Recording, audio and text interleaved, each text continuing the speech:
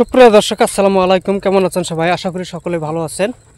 তো আমরা আজকে আসলাম নতুন একটা ফিশিং স্পটে। দেখতে পাচ্ছেন এই স্পটে কিন্তু গত বছর আমরা আসছিলাম। এই স্পটে থেকে কিন্তু কম বেশি আমি মাছ ধরছি।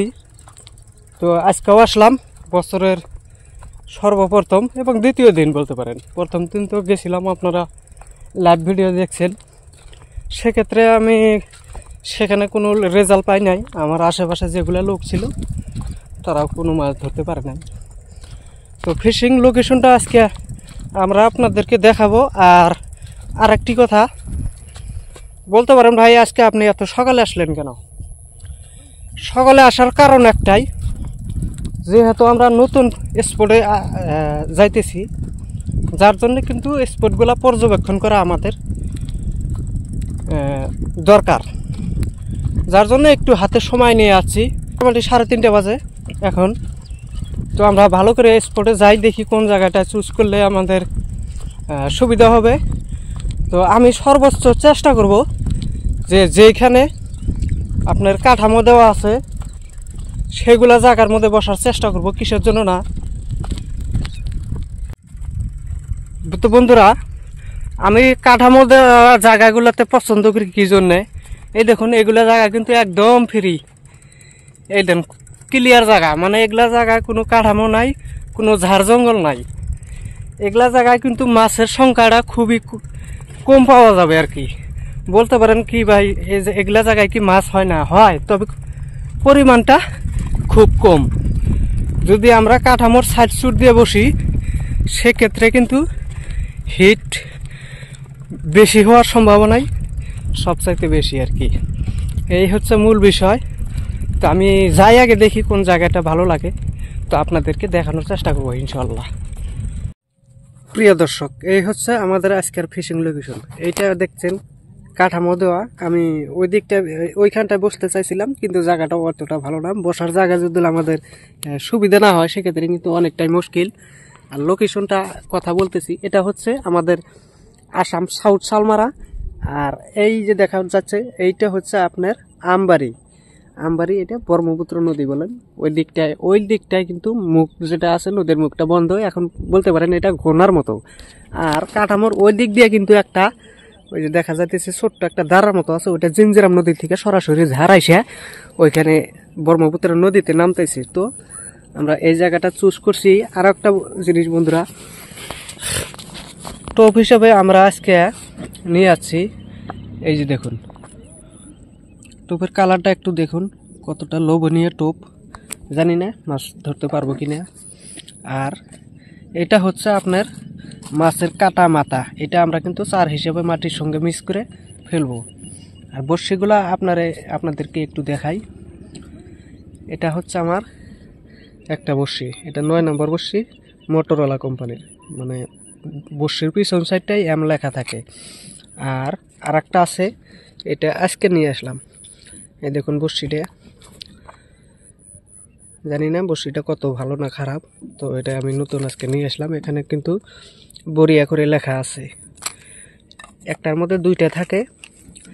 এই যে এক পিস আছে ওইখানে, এক পিস আছে এইখানে। আর বড়শি কিন্তু আমাদের 3 কোয়ালিটি বড়শি আছে। এটা কিন্তু একটু ছোট সাইজ।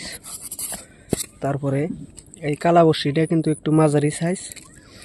আর এটা কিন্তু দেখেন বিগ সাইজের একটা বড়শি। মনে করেন যে এটা 9 বা কয় নাম্বার, এটা আমি লেখা আছে হয়তো। এখানে তো লেখা আছে 7 নাম্বার, এটা লেখা আছে 7 নাম্বার। আর সুতাগুলো কিন্তু আমাদের অনেকটা মজবুত সুতা। এই যে এটা দেখতে পাচ্ছেন সেম কোম্পানির সুতা। এটার ওয়েট দেখুন কতগুলা। এটা কিন্তু 60 mm সুতা নাকি এটা। যাই হোক, তো দেখা যাক মাছ আমরা ধরতে পারি কিনা। আমরা টোপটা রেডি করি, তারপরে বিস্তারিত আলোচনা করছি আপনাদের সঙ্গে। প্রিয় দর্শক, এই দেখেন আমাদের টোপের কালারটা কত সুন্দর একটা কালার হয়েছে। জানি না, আমি এগুলা টোপ দিয়ে খুব কমই মাছ ধরি। আমি সবসময় পছন্দ করি চেলা মাছের যেগুলো টোপ আছে ওইগুলা দিয়ে।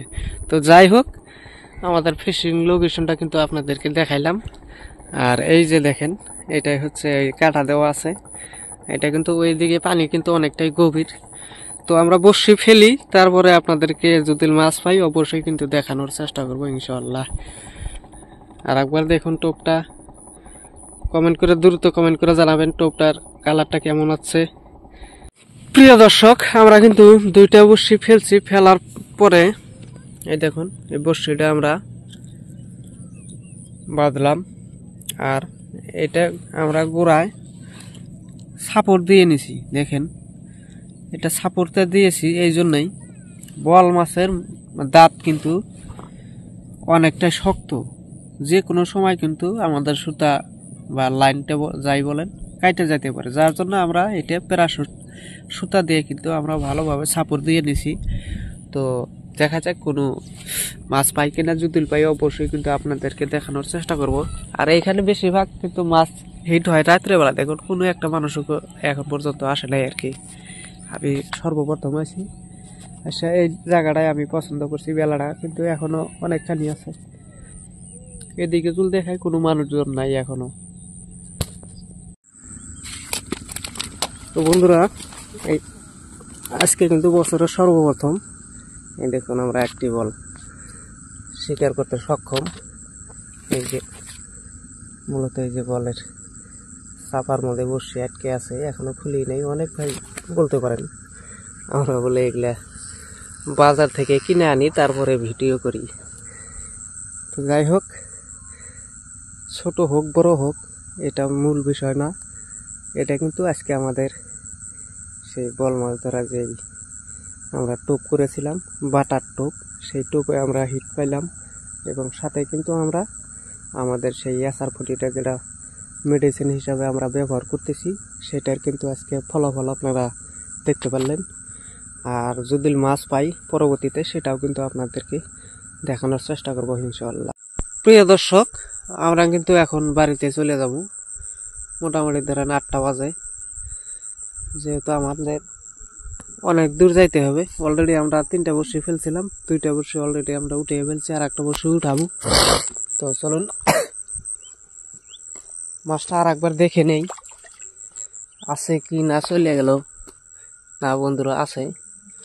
এই যে দেখুন, এই যে আয় আয় আয় আয় আয়, এই যে আমাদের দেখুন বল, এই যে আমাদের সোনার হরিণ। এটাকে একটু পরিষ্কার করে নেই। বড়শিটা ঠিক এই যে এই জায়গায় বেঁচছিল, এই যে দেখুন মাংস কেটে গেছে, এই যে নিচা পায়। তো যাই হোক, ছোট হোক কিংবা বড়, বছরের সর্বপ্রথম যে আমি বল মাছ ধরতে সক্ষম হয়েছি, এটাই সবচেয়ে বড় কথা। তো আপনারা যারা বলেন সাদ্দাম ভাই তুমি লাইভ বল মাছ ধরে দেখাও, আসলে কখন যে বল মাছে টান দেবে ওটা কিন্তু বলতে পারে না। এই হচ্ছে মূল বিষয়। সবাই ভালো থাকবেন, সুস্থ থাকবেন, এবং কে কে বল মাছ কত সাইজের ওজনের এই বছর ধরতে পারছেন এটা একটু কমেন্টে জানাবেন। সবাইকে ধন্যবাদ জানিয়ে বিদায় নিচ্ছি আজকের মতো। খুদা হাফেজ।